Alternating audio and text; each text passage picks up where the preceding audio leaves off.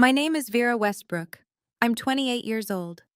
7 days before my wedding, I found out my own mother had canceled every single vendor, the flowers, the catering, the venue, and told my fiancé that I was damaged goods and he was making the biggest mistake of his life. On our wedding day, 200 guests arrived to an empty lot, but my maid of honor had seen this coming 6 months ago. What she planned, and what my mother walked into, changed everything. Before we begin, if you enjoy this story, please take a moment to like and subscribe, but only if you truly feel it. And tell me in the comments, what time is it where you are right now? Now, let me take you back to 8 months ago, the night Nathan got down on one knee in our kitchen, and the phone call from my mother that came 11 minutes later. Nathan proposes on a Tuesday evening. No fancy restaurant, no ring hidden in dessert. He just stands in our tiny kitchen in Ridge Hill, Georgia, holding a ring he saved 7 months for and says, "I don't have a speech. I just know I want every morning to start with you." I say yes before he finishes the sentence. We sit on the kitchen floor afterward, my back against the cabinets, his arm around my shoulder, and I keep turning my hand under the light, watching the small diamond catch it. For 11 minutes, the world is exactly right. Then my phone rings. Mom. I pick up, still smiling. Mom. But Nathan just... Where are you having it? No congratulations, no gasp, no, "Oh, honey." The wedding, she says. Where's the venue? I need to know now. I glance at Nathan. He tilts his head, listening. We haven't decided anything yet, Mom. He literally just... Well, you need to start deciding. These things book out a year in advance. I'll handle the calls. I should explain something. My whole life, every decision I've ever made has passed through my mother first. Which college? Like which major? Which apartment? When my father died, I was 19. She pulled me close at the funeral and whispered, "It's just us now. You're all I have." And from that day, saying no to her felt like abandoning a widow. So when I tell her we want to plan it ourselves, she goes quiet. 4 seconds. I count them. Fine, she says. I understand. You don't need me anymore. My chest tightens. The old guilt, the one she installed like software when I was a child, boots up instantly. No, Mom. Of course I need you. I want you to help. I hear her exhale, satisfied. Nathan watches me from across the kitchen. He doesn't say anything, but his jaw shifts, just slightly, the way it does when he's holding something back. I didn't know it then, but that phone call was the first move in a game my mother had been waiting to play. 3 months after the engagement, my mother has taken over everything. It happens gradually, the way water rises in a basement. By the time you notice, now it's already at your ankles. First, she offers to make a few calls to vendors because I'm busy teaching third grade.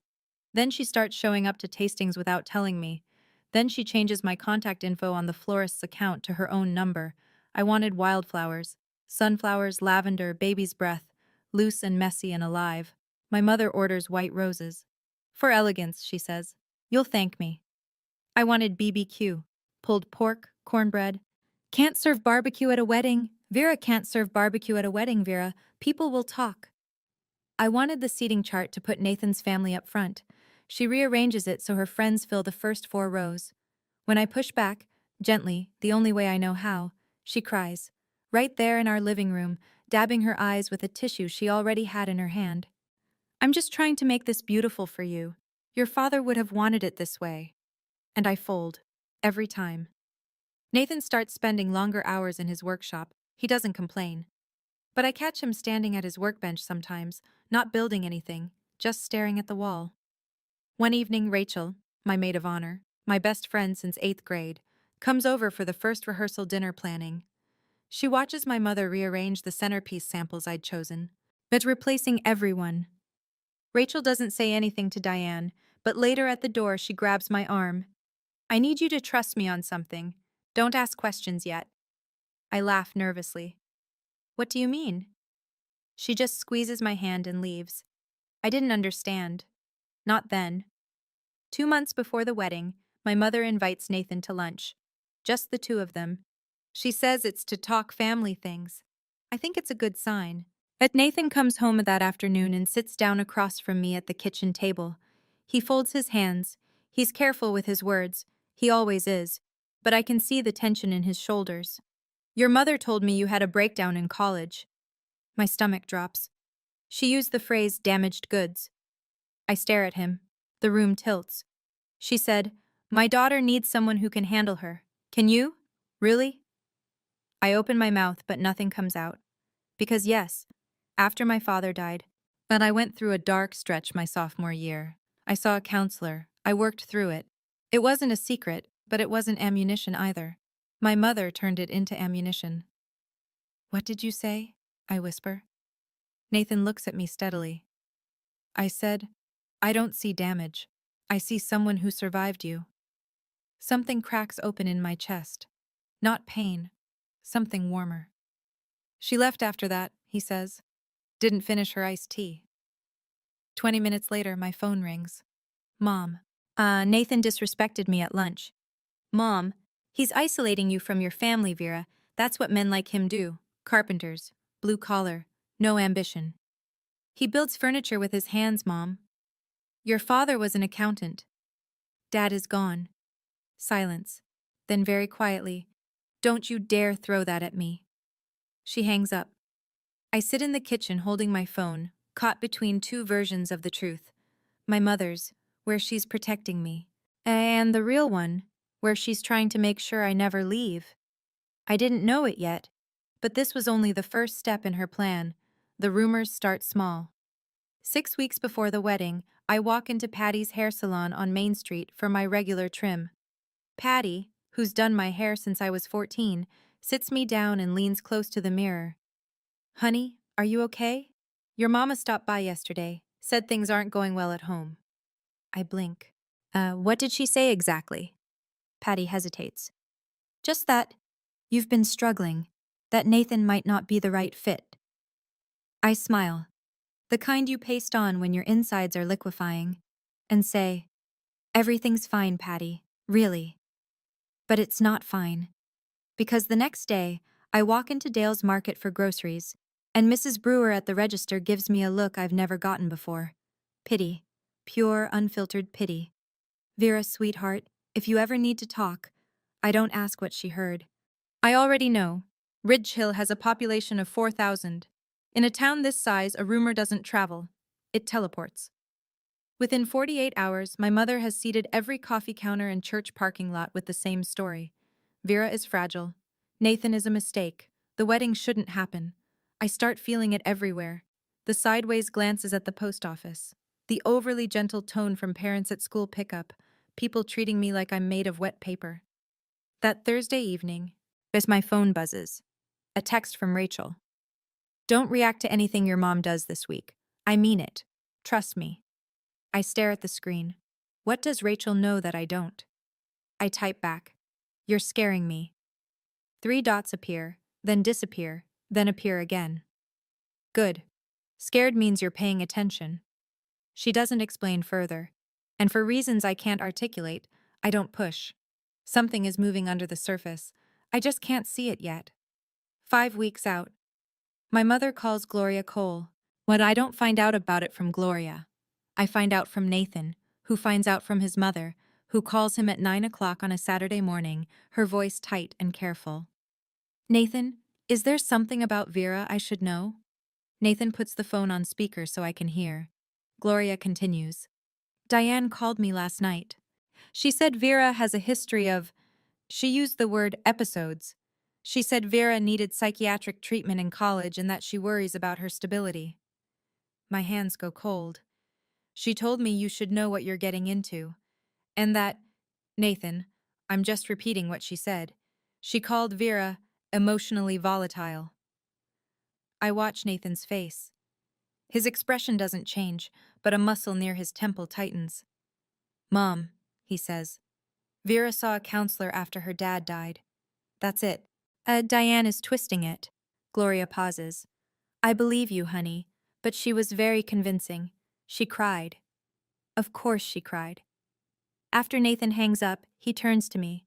For the first time, I see something in his eyes that isn't patience. It's clarity. "Your mother is not trying to protect you, Vera. She's trying to own you." I know he's right. I've known for years, maybe. But hearing it out loud, in our kitchen, on a Saturday morning, with sunlight on the floor, it sounds different. And it sounds true. Don't fight with your mom over this, I tell him. That's exactly what she wants. He nods, but his jaw is set. That night, lying in bed, I realize something. My mother isn't just trying to stop a wedding. She's trying to dismantle every relationship I have, one phone call at a time. And she's running out of people to call. Here's what nobody tells you about weddings. The money disappears before the first dance starts. Nathan and I have saved for 3 years. And $18,000, pulled from teacher paychecks and early carpentry commissions, skipped vacations, a used car instead of a new one. Every dollar earmarked. Florist, $2,200. Caterer, $4,800. Venue deposit, $3,500. DJ, photographer, rentals, cake. The rest fills in fast. Most of those vendors have a 30-day cancellation policy. We're now inside that window. If the wedding doesn't happen, we lose almost everything. And I sit at the kitchen table one evening with our budget spreadsheet open on my laptop. Nathan's across from me, sanding a chair leg by hand because the noise of the power sander bothers our neighbor's dog. If we had to walk away right now, I say, how much do we lose? He doesn't look up. Most of it. We can't afford to lose most of it. I know. $18,000. 3 years of packing lunch instead of buying it. 3 years of Nathan working weekends. That money was supposed to be our start. A down payment fund, a safety net, a future. And right now it's sitting in contracts controlled by a woman who thinks my happiness is a threat to hers. I close the laptop. I press my palms against my eyes. If I don't do something, I say, more to myself than to Nathan, I lose the money. I lose face in front of 200 people. I lose your mother's trust. I lower my hands. And I lose myself. Nathan puts down the sandpaper. You won't lose me. I know. Then we figure it out. I nod. But sitting there, in the quiet of our kitchen, I think, this is the bottom. This is as bad as it gets. I was wrong. 7 days before the wedding. A Monday. I'm grading papers at my desk during lunch when I decide to call the florist. Just a quick confirmation. Routine. The phone rings twice. Magnolia Florals, this is Dawn. Hi Dawn, it's Vera Westbrook, just checking in on our order for Saturday. A pause. Too long. Ma'am, that order was canceled 3 days ago. The pencil in my hand stops moving. Excuse me? Your mother called. She said the wedding was off. I hang up. My fingers are shaking, but I dial the caterer. Miss Westbrook, yes, we received the cancellation Thursday. Your mother said... I hang up again. I call the venue. I'm sorry, Ms. Westbrook. Mrs. Diane Westbrook called and canceled the reservation. She said the family had decided... I don't let her finish. I sit at my desk, staring at my phone, and I feel the ground beneath me dissolve. Not crack. Dissolve. Like sand under a wave. I call my mother. She picks up on the first ring, as if she's been waiting. Mom, you canceled my wedding. I canceled a mistake. That was not your decision. Everything about you is my decision, Vera. I grip the edge of my desk. I raised you, she says, her voice flat and even. I fed you. I buried your father alone. This wedding? Yo, it's mine to give or take. Something shifts inside me. Not anger, not yet. Something colder. Something that has been sleeping for 28 years and just opened its eyes. No, I say. It isn't. I hang up. My hands are still shaking, but my voice was steady. And that surprises me more than anything my mother just said. The room is very quiet. 22 third graders are at recess, and I'm sitting alone with the wreckage.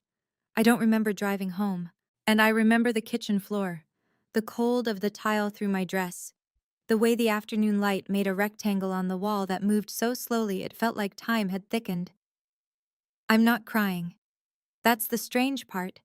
I'm just sitting there, my back against the dishwasher, my bag still on my shoulder, staring at nothing. Nathan finds me like that when he comes in from the workshop, sawdust on his forearms. He looks at me and doesn't ask what happened. Yet he just sits down next to me on the floor, close enough that our shoulders touch. 10 minutes pass, maybe 15. The refrigerator hums.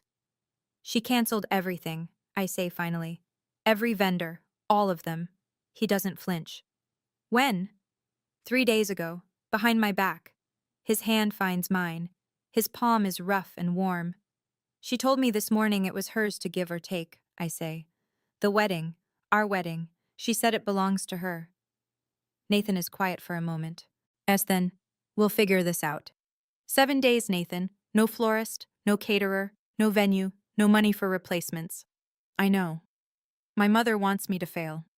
The sentence sits in the room like a living thing. The first time I've ever said it out loud. Nathan pulls out his phone. I'm calling Rachel. He dials. Rachel picks up. Nathan gives her the short version. Vendors canceled. Diane responsible. 7 days. Rachel listens. I can hear the silence on her end. Not the silence of shock. Hook call. Nathan and I look at each other. Call. Nathan and I look at each other. Don't call any vendor, Rachel says. Don't call your mother. I need 48 hours. That same night, after I've fallen into something that isn't quite sleep on the couch, Nathan's phone rings. He's in the kitchen. I hear him answer, hear his voice drop low. I don't move. Later, much later, he tells me what happened, as my mother called him at 10:47 p.m. She had a breakdown in college. Did she tell you the full story? Nathan says nothing. She couldn't get out of bed for 3 weeks. She missed finals. I had to fly up and bring her home. Still nothing. She can't handle stress, Nathan. She'll fall apart. You'll be the one picking up the pieces. He lets her talk. Walk away now, she says. Save yourself. You seem like a decent man. Don't let her ruin your life. Nathan reaches across the counter and taps a button on his phone. Record. Georgia is a one-party consent state. He knows this because his buddy Marcus told him once after a contractor tried to cheat him on a job. Is that everything, Diane? He says calmly. I'm trying to help you. Noted. He hangs up. He saves the file. He doesn't tell me that night. He can see I'm barely holding together, and one more blow might crack the foundation. The next morning, he drives to Rachel's apartment before work. He hands her his phone, the recording queued up. Rachel listens. Her face doesn't change. When it ends, she looks at Nathan and says, "This is exactly what I needed." Nathan asks, "What are you planning, Rachel?" She taps the phone against her palm. "Insurance." He waits. "The kind your mother-in-law can't cancel." She doesn't elaborate. And Nathan, because he's Nathan, trusts her the same way I do, completely. Rachel told me to wait 48 hours. Those were the longest 48 hours of my life. But I didn't know yet that she had been preparing for this moment for 6 months. 5 days before the wedding. Rachel shows up at our door carrying a manila folder thick enough to prop open a window.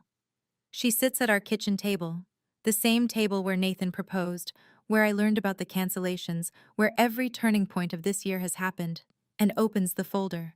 I need to tell you something, she says, and I need you to let me finish before you react. I nod. The day your mom volunteered to handle the wedding, 6 months ago, I started making backup plans. I stare at her. 6 months? Do you remember your college graduation? I do. My mother arrived 40 minutes late, started an argument with my roommate's parents over parking, and spent the reception telling everyone that my education degree was a waste, and I should have gone into business. I cried in the bathroom.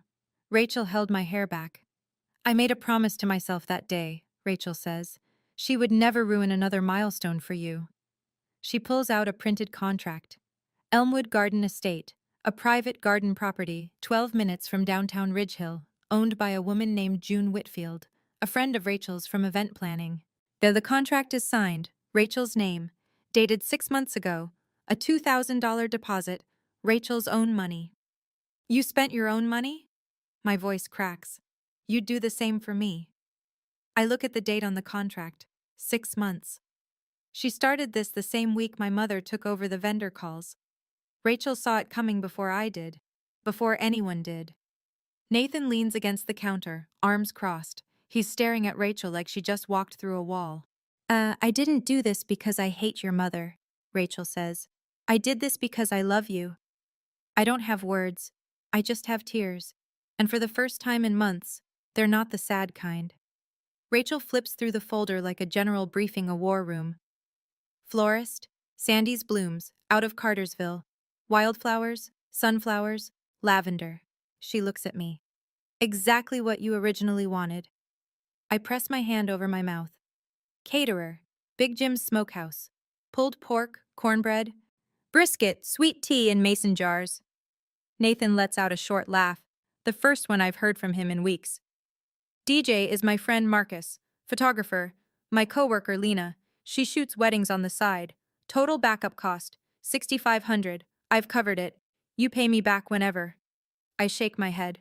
Rachel, that's not negotiable. She moves on. Guest list. I pulled the original list you shared with me when you first got engaged, before your mother took over communications. At 200 names, phone numbers, emails. I have a separate contact database for every single one. She explains the plan. The morning of the wedding, she'll send a mass text and make personal calls to the 15 most important guests. Nathan's family, my Uncle Tom, closest friends. The message? Venue has been upgraded, new address, arrive by 3 p.m. She'll frame it as a surprise.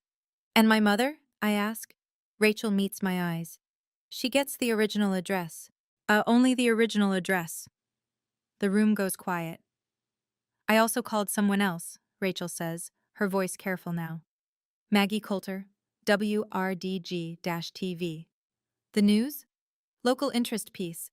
Best friend saves wedding, a community love story. Maggie doesn't know the details about your mom. She just knows it's a feel-good segment. I hesitate. A camera crew feels like a step I can't take back. Rachel reads my face. You don't have to decide now. But Vera, your mother put this on Facebook. She made it public first. This is just the truth catching up. Part of me feels guilty. The other part, the part my mother had been silencing for 28 years, feels something I haven't felt in a long time. Relief. I don't sleep that night. I lie in bed, Nathan breathing slow and steady beside me, and I run the film of my life backward. Every birthday my mother made about herself, the year she announced her hip surgery at my sweet 16, every achievement she diminished. Teaching is nice, but it's not a career. Every boyfriend she drove away before Nathan, calling each one not good enough until I believed I was the problem. And my father. The last thing he ever said to me, 3 days before the heart attack, standing at the kitchen sink in the house I grew up in. Don't let anyone shrink you, Vera, not even me. I didn't understand then. I think I do now. At 6 a.m., I call Rachel. Let's do it. You're sure? I'm sure. Good. I'll activate everything today. I hang up and make one more call. Uncle Tom, my father's younger brother, retired Army, manages a warehouse in the next town over. He's been in my life since birth, but keeps his distance from my mother's orbit. Smart man. Uncle Tom, I need to ask you something. Shoot. Will you walk me down the aisle? The line goes quiet. I hear him clear his throat. When he speaks, his voice is rough. Your daddy would be so proud, Vera. I press the phone to my chest after we hang up. I sit on the edge of the bed and breathe. Here is what I do not do. I do not call my mother. I do not explain. I do not beg. I do not negotiate. For the first time in 28 years, I choose silence. Not the silence of submission. The silence of someone who has finally decided. 4 days until the wedding, and my mother still thinks she's won. I've thought about it a lot since then. Why my mother did what she did. Was it hate? Was it fear? Was it something broken inside her that couldn't stand to see me whole? I still don't have a perfect answer, but I'm curious. If you found out your own mother had canceled your entire wedding, what would you do? Would you confront her? Would you go silent like I did? Would you do something else entirely? Tell me in the comments. I'd really like to know. And now, back to 4 days before the wedding. 4 days before the wedding. A Thursday. I'm standing in the hallway outside my classroom at Ridge Hill Elementary, refilling my water bottle at the fountain, when I hear her voice. Not on the phone this time. In person. In my building. I'm here to check on my daughter. I look up. My mother is standing at the end of the hallway, speaking to the front desk volunteer loud enough for every open classroom door to hear. She's been unstable. I'm worried she'll have another episode. Mrs. Patterson, the 5th grade teacher, steps into her doorway. Mr. Gaines, the custodian, freezes mid-sweep. 2 parents waiting for a pickup conference turn to stare. My face goes white. I can feel it drain. blood leaving like someone pulled a plug. I walk toward her. Steady steps. My sneakers squeak on the linoleum. Mom, this is my workplace. Please leave. She pivots to face me, and her expression shifts. Hurt, wounded, trembling chin. It gently but firmly. Ma'am, I'll need to gently but firmly. Ma'am, I'll need to ask you to step outside. My mother looks around the hallway, at the staring faces, the half-open doors, and squares her shoulders. You'll see, she says, walking toward the exit. Everyone will see. The door closes behind her. The hallway slowly unstiffens. As Mr. Gaines resumes sweeping, Mrs. Patterson gives me a small, helpless shrug. Then a hand touches my elbow. Mrs. Daniels, 62, taught at this school for 30 years, reading glasses on a beaded chain. She leans close. Honey, my mother was the same. Don't let her win. 5 words from a near stranger. And they hold me up for the rest of the day. 2 days before the wedding, or a rehearsal dinner at Gloria Cole's house, a cozy ranch-style home with a wraparound porch and string lights Nathan hung last summer. About 30 people, Nathan's family, a few close friends, Rachel, Uncle Tom, fried chicken, potato salad, Gloria's famous sweet potato pie. The mood is warm, nervous, hopeful. My mother was not invited. She comes anyway. I hear her car door at 7:15 p.m. She walks up the porch steps carrying a bottle of wine and a smile that doesn't reach her eyes. Gloria opens the door, startled. Diane, we weren't expecting. I'm the mother of the bride. She steps inside. The living room goes quiet. Nathan's cousin Danny sets down his fork. Uncle Tom straightens in his chair by the window. My mother pours herself a glass of wine, her own bottle, and raises it. I'd like to make a toast. Nobody stops her. That's how she operates. She counts on politeness. I just hope Nathan knows what he's signing up for. A murmur. This marriage lasts longer than her, this marriage lasts longer than her attention span. The room is a held breath. Gloria stands, her voice is iron-wrapped in velvet. Diane, that's enough. My mother takes a sip, sets the glass down, looks around the room at 30 faces staring back at her. I said what I said. She walks out. The screen door slaps shut behind her. Silence. Then Nathan's hand finds mine under the table. He squeezes. I squeeze back. Gloria crosses the room and bends down next to my chair. Her eyes are wet. She whispers, I'm sorry I ever doubted you. And then, quieter, you are welcome in this family, Vera. Always. One day before the wedding, Friday evening, I'm folding napkins at Rachel's apartment.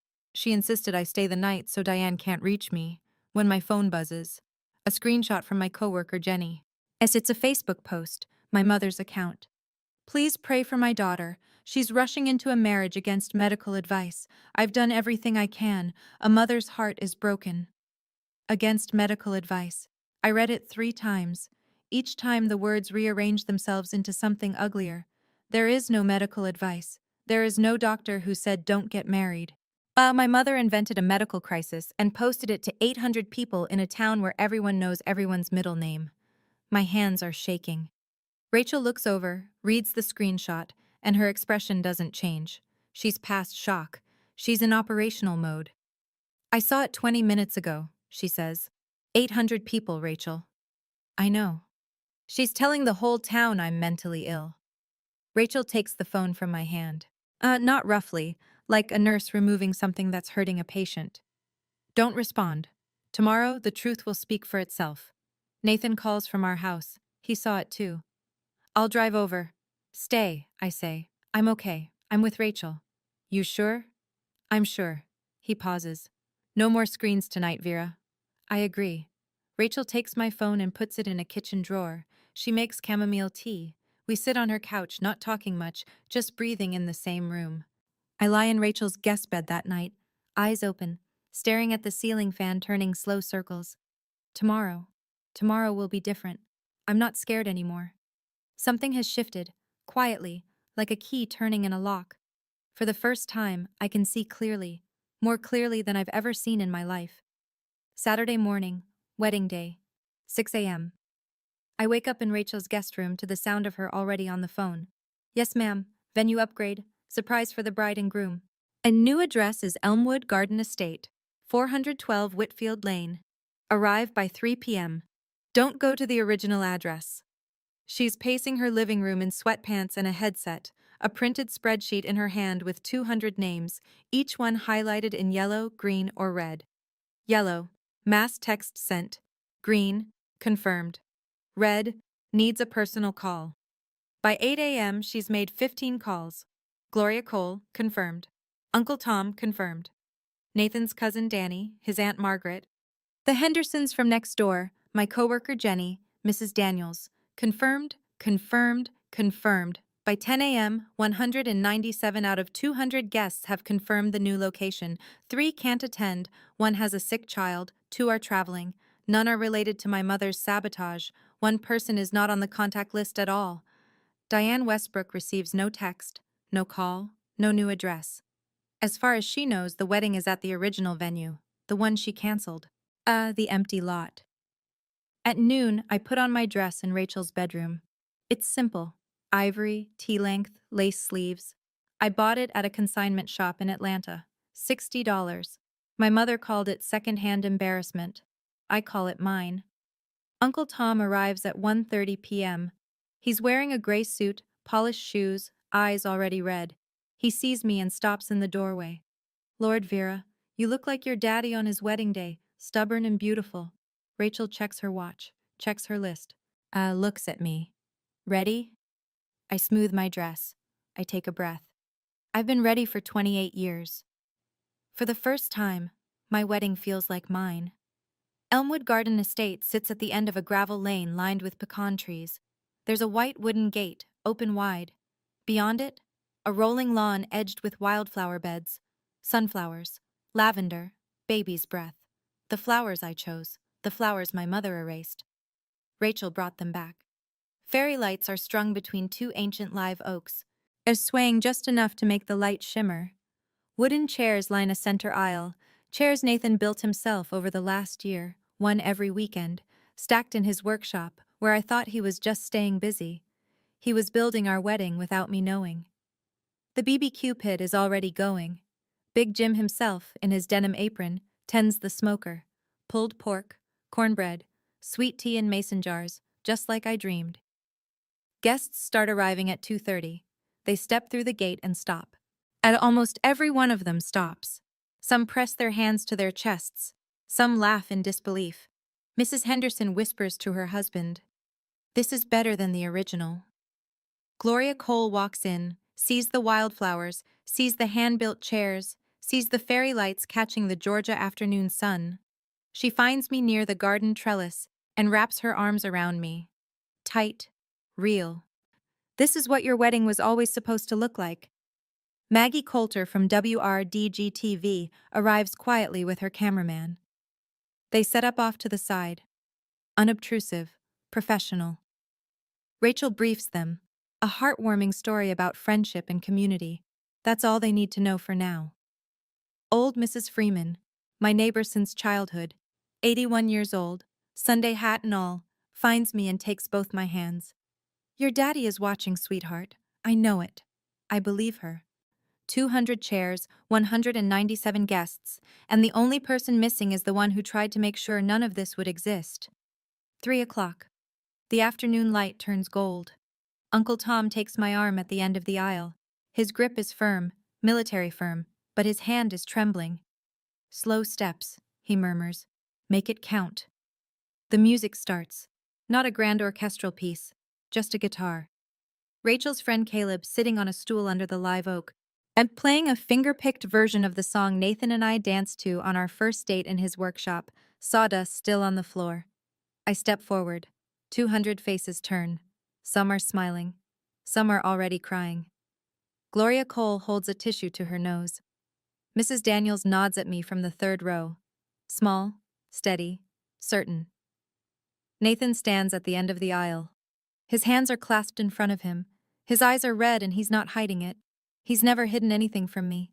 As Uncle Tom delivers me to Nathan, shakes his hand and says, "Take care of her, or answer to me." Nathan nods. "Yes, sir." The officiant, Nathan's college friend David, ordained online last month specifically for this, keeps it simple. Short readings, no sermon, then the vows. Nathan goes first. His voice breaks once, on the word home. My turn.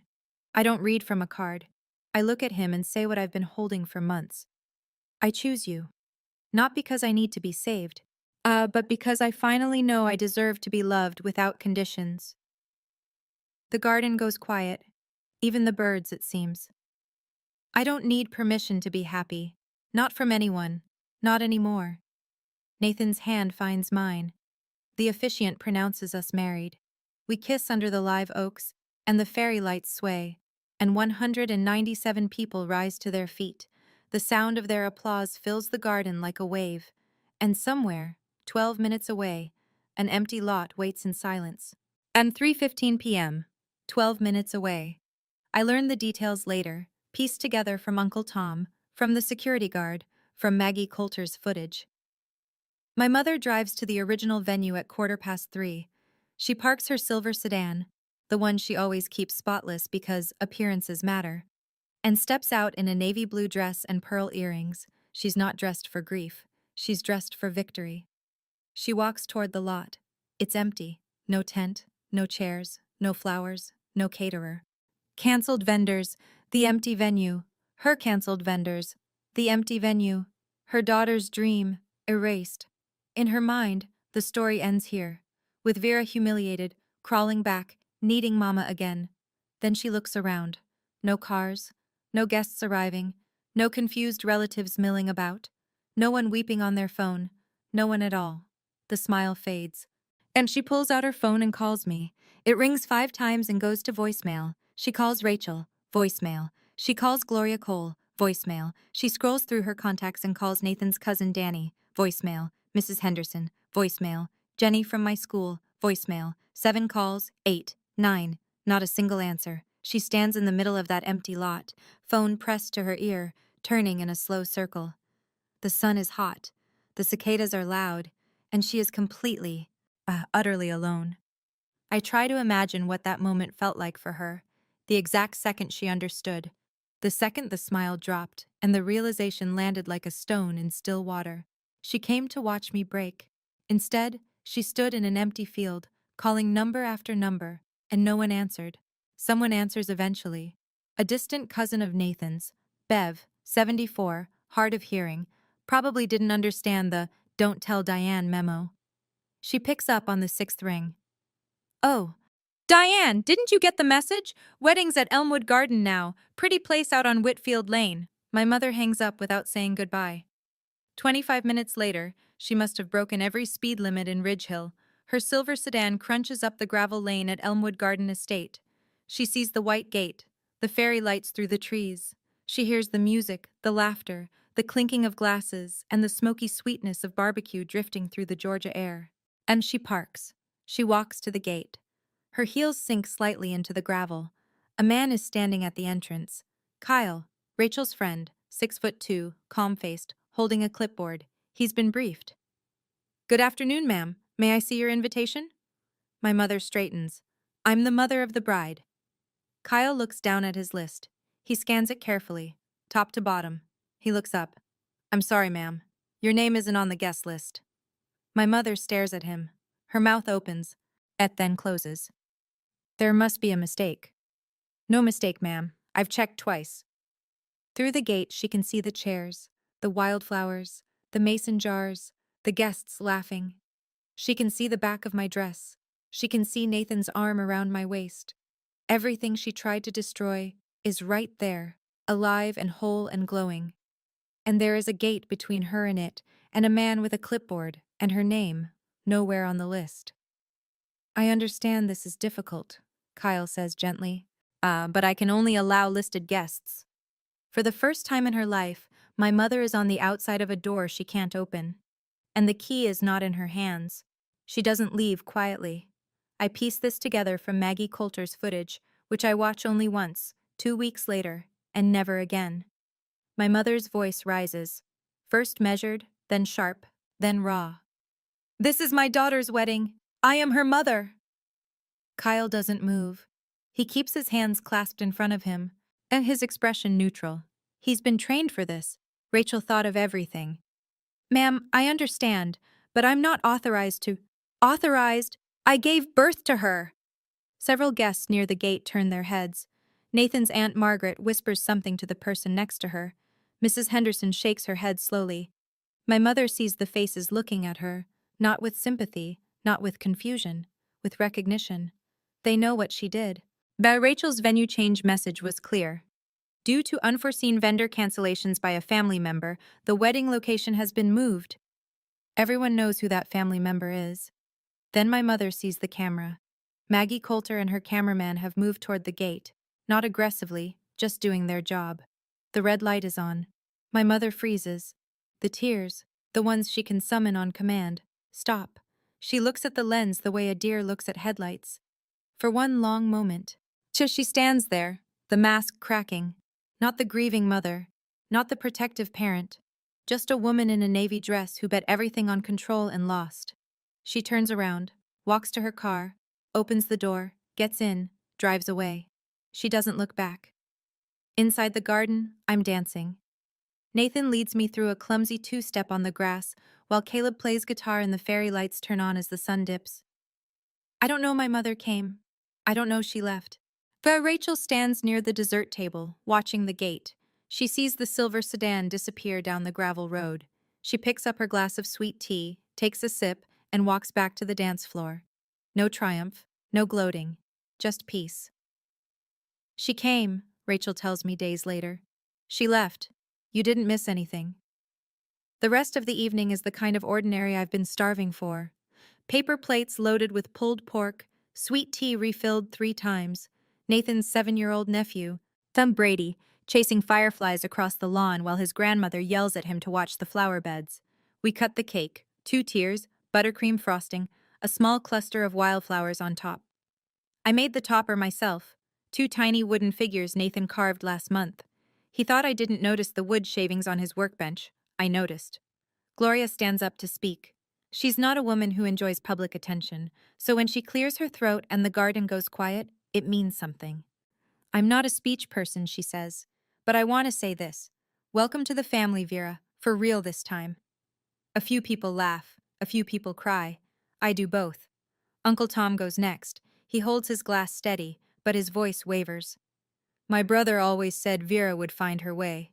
He pauses, swallows. He was right. The applause is gentle, not a roar, just a warm, even sound like rain on a porch roof. So I sit at the long wooden table, one Nathan built for a client last year but decided to keep. And I look around. 200 people eating barbecue in a garden full of wildflowers under fairy lights in a small Georgia town. Nobody is performing. Nobody is managing appearances. Nobody is watching to see if I'll crack. For the first time in my life, a celebration isn't being held hostage. Rachel catches my eye from across the table. She raises her mason jar. I raise mine. But we don't say anything. We don't need to. That was the first celebration of my life that wasn't stolen from me. Later that night, after the last guest has gone and the fairy lights are still blinking softly in the empty garden, Nathan and I sit on the porch steps at our house. My shoes are off. His tie is loose. The night air smells like jasmine and leftover smoke. There's something I need to show you, he says. He pulls out his phone and opens an audio file. Dated 6 days ago, 10:47 p.m. I didn't play this for you before because you were already breaking. He presses play. My mother's voice fills the dark porch. She had a breakdown in college. Did she tell you the full story? I listen. She can't handle stress. She'll fall apart. I keep listening. Walk away now. Save yourself. The recording ends. The cicadas take over. I sit with it. My mother's voice. The one that sang me to sleep. The one that read me stories. The one that told me I was too fragile, too broken, too damaged for anyone to love, hanging in the warm night air. I'm not damaged, I say. I never was. Nathan doesn't argue. He just waits. I want to send this to Maggie Coulter. He looks at me. Are you sure? My mother put it on Facebook first. She told 800 people I was mentally ill. She told the whole town my marriage was a mistake. I fold my hands. I'm not putting her on blast. Oh, I'm just letting people hear her real voice. Okay. And the vendor cancellations, the emails, the voicemails where she pretended to be me, Rachel has all of those. Nathan nods. This isn't revenge, I say, as much to myself as to him. This is just the truth, without her editing it. He puts his arm around me. The porch light flickers. Somewhere down the road, a dog barks twice and stops. I'm not doing this to hurt her. I'm doing this so she can never rewrite the story. The next morning, Sunday, I sit at the kitchen table with a blank sheet of paper and a pen. Not an email, not a text, a letter. Handwritten. Because some things should cost effort. I write 3 drafts before I get it right. The first is too angry. The second is too kind. The third is honest. Mom, I love you. I need you to know that first, because the rest of this letter will be hard to read. You canceled my wedding. You told my fiancé I was damaged goods. You told the town I was mentally ill. You told his mother I was unstable. You came to my workplace and implied I was having a breakdown in front of my colleagues. You posted on Facebook that I was marrying against medical advice. That was a lie. I don't hate you for any of this, but I can't pretend it didn't happen. I think you're afraid. I think you've been afraid since Dad died. Afraid of being alone, afraid of losing control, and afraid that if I build my own life, there won't be room for you in it. There is room. There will always be room. But not like this. I need distance. I don't know for how long. When you're ready to talk, really talk, without guilt, without tears used as weapons, without trying to control the conversation, I'll be here. But the door opens from my side now. Not yours. I love you, Mom. But love without boundaries isn't love. It's captivity. Vera. I fold the letter. I put it in an envelope. And I write Diane Westbrook on the front. I drive to Uncle Tom's house and hand it to him. He reads it standing in his doorway. When he finishes, he folds it carefully and looks at me. Your father would have written the same thing. He delivers it that afternoon. I don't ask how she reacted. I'm not ready to know. 1 week after the wedding, Maggie Coulter's segment airs on WRDG-TV. The piece runs 4.5 minutes during the 6 o'clock news. But the angle, maid of honor saves best friend's wedding after family sabotage, a Ridge Hill love story. Maggie keeps it tasteful. She doesn't name my mother directly. She says a family member canceled all wedding vendors 1 week before the ceremony. She shows footage of the garden, the wildflowers, the fairy lights, Nathan and me dancing. She interviews Rachel, who says simply, when someone you love is in trouble, you don't wait for permission to help. She doesn't need to name Diane. But in a town of 4,000, subtraction is identification. If the mother of the bride isn't in the wedding footage and a family member did the sabotage, everyone does the math. Within 3 days, I hear the ripples. Diane's post, the one about medical advice, gets screenshot shared across half the town before she can delete it. By the time she does, it's too late. People are placing it side by side with Maggie's report. At the Ridge Hill Women's Auxiliary, where Diane has held a board seat for 6 years, sends her a polite email. We think it's best if you take a leave of absence while things settle down. At Patty's hair salon, Patty herself tells Diane during her appointment, Diane, I heard what happened. I think you should talk to someone, a professional. Neighbors stop waving from their driveways. Invitations to Sunday potlucks stop arriving. The phone calls taper off. Because my mother's currency in Ridge Hill was always reputation. The devoted widow, the sacrificing mother, the woman who held it all together. That currency is now worthless. A woman on the town's Facebook group writes what everyone is thinking. I always thought Diane was a devoted mother. Turns out devoted and controlling look the same from the outside. I hear about the next part from Uncle Tom, who checks on my mother because, despite everything, she's still his late brother's wife. And Tom is the kind of man who doesn't abandon people even when they've earned it. Diane calls him on a Wednesday night, 2 weeks after the wedding. She's crying. They turned my daughter against me. Tom doesn't sugarcoat it. Nobody turned her, Diane. You pushed her. She's my child. I have a right. You have a right to love her. You don't have a right to own her. She hangs up on him, calls back 20 minutes later, calmer, trying a different angle. Rachel manipulated the whole thing. She poisoned Vera against me. Rachel saved a wedding you tried to destroy. Silence. Tom tells me she calls a few of her old friends from the women's auxiliary. She tells them she's been pushed out by her daughter and her daughter's controlling best friend. The narrative is familiar. Diane, the victim. Diane, the misunderstood martyr. But this time, nobody buys it. Everyone saw the Facebook post. Everyone watched Maggie's report. Us need help. Real help, not sympathy. Tom need help. Real help, not sympathy. Tom drives by Diane's house one evening and sees the lights on in the kitchen. Through the window, she's sitting alone at the table, looking at an old photo album. Her wedding album, her and my father. Young, smiling, unbroken. He tells me this carefully, like he's not sure I want to hear it. I listen. I hope she gets help, I say. I mean it.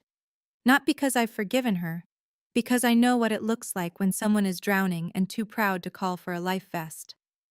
I tell Tom, if she agrees to see a therapist, I'll go to one session of family counseling with her. One. That's my offer. It's not forgiveness. It's a condition. And it's the most generous thing I can give right now. The money sorts itself out, mostly. But Nathan and I contact the original vendors, the ones my mother canceled by impersonating me. We bring the receipts. The emails where Diane signed as Vera Westbrook. The voicemails where she used my name. The florist and the caterer both review the evidence and agree. We didn't authorize the cancellation. Dawn at Magnolia Florals refunds $2,200. The caterer returns $4,800. That's $7,000 back. Not everything, but enough to breathe. The venue, Ridge Hill Community Pavilion, has a stricter policy. No refund past 30 days. But the manager, after hearing the story and seeing the voicemails, offers a credit toward a future event. Nathan says we'll use it for a first anniversary party. I laugh for the first time in a while. We pay Rachel back the $6,500 within 2 months. She resists. Consider it a wedding gift, she says. I wire it anyway. Some debts aren't about money. They're about respect. Something unexpected comes from the wedding itself. 3 guests who saw the hand-built chairs and tables Nathan made for the reception reach out to him the following week. Custom furniture orders, a dining set for the Hendersons, a rocking chair for old Mrs. Freeman, a bookshelf for Maggie Coulter's producer. Nathan's workshop, which had been struggling for steady clients, suddenly has a 3-month waitlist. I don't file charges against my mother. I don't sue for damages. And I consider it, briefly, but I'm a 28-year-old teacher in a small town, and she's my mother. The legal system isn't built for this kind of wound.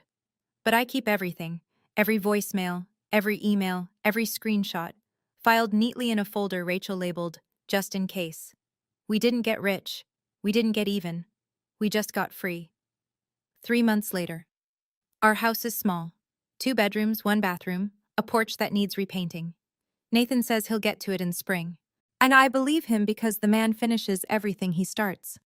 I go back to teaching. The 3rd graders don't know anything about what happened, and that's exactly how I want it. They care about multiplication tables and who gets to feed the class hamster. It's the most grounding thing in my life. Mrs. Daniels, the teacher who whispered, "Don't let her win," in the hallway that day, starts leaving a cupcake on my desk every Friday. She never mentions why. I never ask. Gloria Cole and I have dinner together every other Sunday. She's teaching me to make peach cobbler, the Cole family recipe, handwritten on an index card so old the ink is fading. Last Sunday, she handed me the original card. "It's yours now," she said. "Family recipe goes to family." I taped it inside our kitchen cabinet, next to a photo of Nathan and me at Elmwood. I haven't spoken to my mother directly. Uncle Tom is the bridge. He tells me she started seeing a therapist. Went twice. Quit. I went back. Quit again. Then went back a 3rd time. "She's trying," Tom says on the phone one evening. Slowly. Slowly is fine, I tell him. I'm not going anywhere. I mean it. The door I described in my letter, the one that opens from my side, is still there. I check on it sometimes, in my mind, the way you check on a plant you're not sure will survive the winter. I don't need my mother to be perfect. I just need her to stop pretending I'm broken. That's the minimum. And for the first time, I'm not afraid to hold it. I want to say something to you directly, not as a character in a story. As me. Vera. I didn't tell you all of this so you'd hate my mother. She's a woman in pain. She lost her husband too young, and she never learned the difference between holding on and holding hostage. Her fear is real. Her grief is real. But her pain doesn't give her the right to destroy my life. And yours doesn't either, whoever yours is. But if you have someone in your life, a mother, a father, a sibling, a partner, who uses love like a leash, who makes you feel guilty for being whole, who punishes you for growing, I want you to hear me. You are not ungrateful for wanting air. You are not selfish for saying no. You are not a bad daughter or a bad son for building a life that doesn't orbit their anxiety. Boundaries are not walls, they're doors, and you get to hold the key. I didn't plan a revenge. I didn't scheme. And I was lucky. I had Rachel. I had Nathan. I had Uncle Tom and Gloria and Mrs. Daniels and 200 people who showed up at a backup garden on a Saturday in Georgia because someone sent them a text that said, "Trust me." If you don't have a Rachel, if there's no one in your corner right now, then be your own Rachel. Make a plan, not a plan for revenge, a plan for your future, a plan that protects the version of yourself your mother or father or whoever is trying to erase. You deserve to exist without permission. I know, because I spent 28 years waiting for permission, and the day I stopped asking was the day my life actually began. I've asked myself so many times since then, if Rachel hadn't made that backup plan, what would have happened? Would I have been strong enough to stand on my own? Honestly, I'm not sure. So I want to ask you, do you have a Rachel in your life? Someone who protects you before you even know you need protecting? Or are you someone's Rachel, the one holding the backup plan together while they fall apart? Tell me in the comments. I'd really love to hear your story. Now, let me tell you how this ends. 6 months after the wedding. I come home from school on a Tuesday afternoon. There's a piece of mail on the porch. Not in the mailbox, on the porch. Hand-delivered. A cream-colored envelope with no return address, my name written in handwriting I'd recognize in the dark. As I open it, standing in the doorway, no letter inside, no words, just a single pressed wildflower. A black-eyed Susan, flattened and dried between two sheets of wax paper. I hold it for a long time. A wildflower. The flower I chose for my wedding. The flower my mother replaced with white roses. The flower Rachel brought back. I don't know if it's an apology. I don't know if it's a goodbye. I don't know if she pressed it from her own garden or bought it somewhere or picked it from the roadside ditch out on Route 12 where black-eyed Susans grow wild every summer. I don't call her. I'm not ready. Maybe she's not ready either. I carry the flower inside and place it on the bookshelf, leaning against our wedding photo. Nathan and me under the live oaks, fairy lights in the background, wildflowers everywhere. My mother didn't say anything. And maybe that's the kindest thing she's done in years. Nathan comes in from the workshop, sawdust on his forearms. He sees me standing at the bookshelf. "You okay?" "Yeah." I turn around. "I'm good." Through the kitchen window, the late afternoon sun pours across the backyard. I can hear the rhythm of Nathan's table saw starting up again, the neighbor's dog barking, a mockingbird somewhere in the pecan tree. My name is Vera Westbrook Cole. I'm 29 now, and for the first time, my life is mine. Thank you for staying with me until the very end. If this story touched something in you, please hit like and subscribe. Not because I asked, but because you want to hear more stories like this one. Down in the description, I've linked another story I think you'll connect with.